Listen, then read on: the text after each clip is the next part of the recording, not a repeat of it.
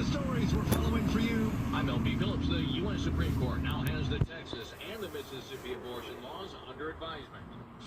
I'm Alan Skya in Arlington, where they've knocked down a 65-year-old school to make room for women's education in the 21st century.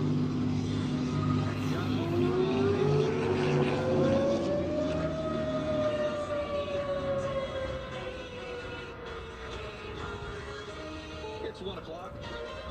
This is CBS News on the Hour, sponsored by the Exogen Temporal Scanner. I'm Matt Piper in New York, and we have breaking news. The CDC has just confirmed the first case of the Omicron variant in the United States. It says the California and San Francisco health departments have just confirmed that case. The person was fully vaccinated and just tested positive on Monday. Dr. Anthony Fauci is speaking right now at the White House about the case. The individual was a traveler who returned from South Africa on November 22nd and tested positive on November 29th. The individual is self-quarantining, and all close contacts have been contacted, and all close contacts thus far have tested negative.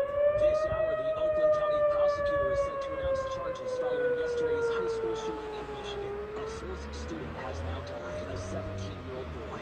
7 other people were wounded, some critically. Kate Muir was one of the victims. The 16-year-old student athlete died on the way to the hospital. We're not gonna like hear it laugh anymore. Cassidy O'Leary was a junior at Oxford High School.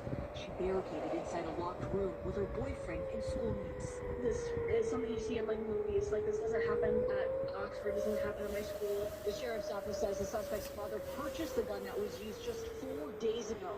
Local law enforcement and the FBI are now sifting through social media as well as surveillance video for clues on what happened. Nancy Chen, CBS News, Oxford, Michigan. The Supreme Court